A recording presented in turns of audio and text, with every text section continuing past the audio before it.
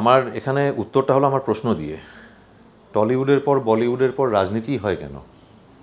মিডিয়াও avoid করেছে। অবশ্য আমি মিডিয়ার পিছনে কখনো দৌড়নি যে আমার ইন্টারভিউ করো। এটা ব্যালট বক্সে বলবো, কিন্তু আমি কাকে সাপোর্ট করি এটা সবাই জানে।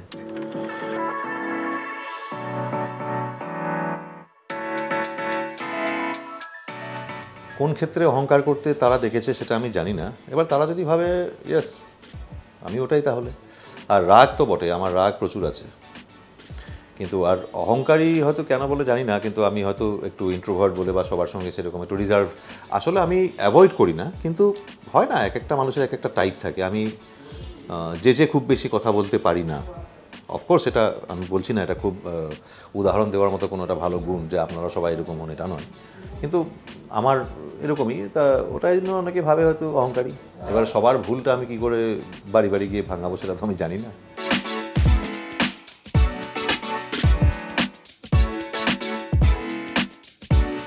প্রচারে থাকতে আমিও ভালোবাসি, প্রচার কে না ভালোবাসে, কিন্তু প্রচার থাকার জন্য যে মূল্যটা দিতে হয় সেইটার প্রতি আমার অ্যালার্জি আছে। মানে ওটার জন্য আলাদা করে এফোর্ট দিতে আমার ভালো লাগে না। মানে মানুষে এখন তো সবাই আসলে প্রত্যেক মানুষই খুব অ্যাটেনশন সিকিং।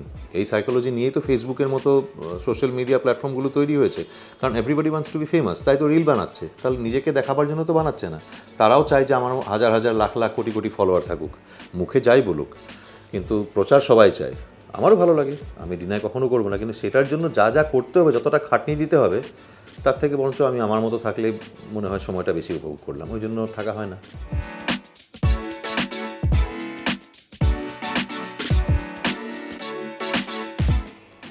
একটা বাড়িতে ভেতরে ঢোকার জন্য 3টে ওয়ে থাকে, সামনের দরজা, পেছনের দরজা, না হলে জানলা।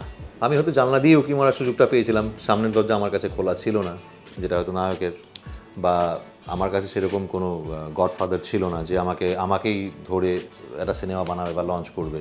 কারণ লঞ্চ প্যাডটা তো খুব ইম্পর্ট্যান্ট হয়, কারণ ঢুকতে গেলে তো একটা প্রবেশদ্বার দরকার। তখন আমার কাছে এটাই ছিল যে ভাই তুই এই রোলটা তোর জন্য আছে, তুই এটা করবি কি না দেখ, আমি চাই তুই এটা কর। আমাকে সেরকমও বলেছিল। আমি তখন অনেক ভাবনা চিন্তার পর দেখলাম যে ঠিক আছে করি।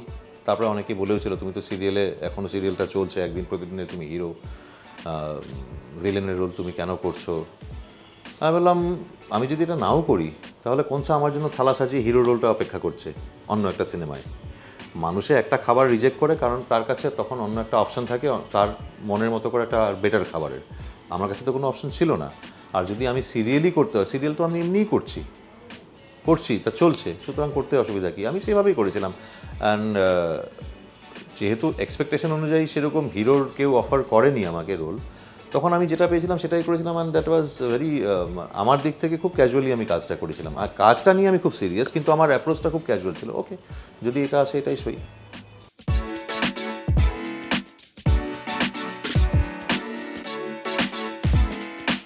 হ্যাঁ, আক্ষেপ বলতে গেলে হ্যাঁ, মানুষের, আমি বলবো পৃথিবীতে 100টা মানুষের মধ্যে হয়তো 100টা না হলে 99.9% মানুষের জীবনে আক্ষেপ হয়, বা এটা ভাবে যে তারা জীবনে যা পাওয়া উচিত ওটা পায়নি। এটা সবার জীবনে একটা common psychology, I can bet. সবাই ভাবে যে আমি যা পাওয়ার যোগ্য সেটা জীবনে পাইনি।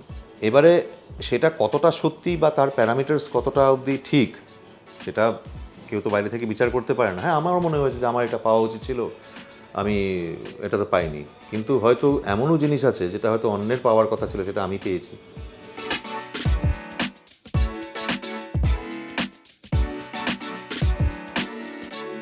তখন Jeet was a superstar, already he is ততক্ষণে সুপারস্টার।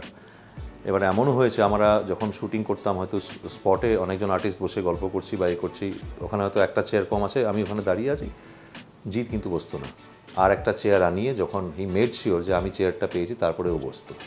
আমি এটা সবাইকে বলি, এইটা আমি ওর কাছ থেকে শিখেছিলাম যে ডাউন টু আর্থ আর সহকর্মীর প্রতি কীরকমভাবে সম্মান দিতে হয়, এটা কিন্তু জিৎ এখনও দেয়।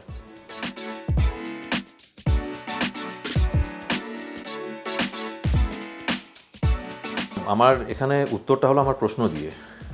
টলিউডের পর বলিউডের পর রাজনীতি হয় কেন? এটা খুবই একটা প্রিকনসিভড একটা প্রশ্ন। এটা মানুষের মনে সবসময় এখন এটাই ঢুকছে, এটা শুধু পশ্চিমবাংলায় ঢুকেছে। জীবনে থাকলে রাজনীতি কেন? হয়তো আমি কোনো ওয়েপন ম্যানুফ্যাকচারারও হতে পারি। কারণ আমার ওয়েপন খুব ভালো লাগে। আমার জীবনের কিছু কিছু শখ আছে যেটা অনেকে হয়তো জানে না, ঘোড়া, কুকুর, বন্দুক আর মোটরসাইকেল। আমি যদি বন্দুক ব্যবসায়ী হই, ওয়াই নট? রাজনীতি কেন?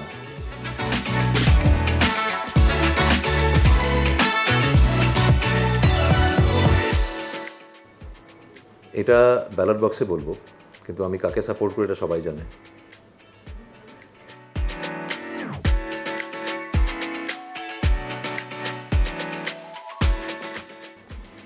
আমার মনে হয় গত কয়েক বছরে আমার ফিল হয় যে হয়তো আমি এফেক্টেড হয়েছি। রাজনৈতিক কারণ মানে কি? রাজনৈতিক আদর্শ, তুমি কোনো দলকে সাপোর্ট করা না করা, এসব নিয়ে অবশ্যই হয়েছে।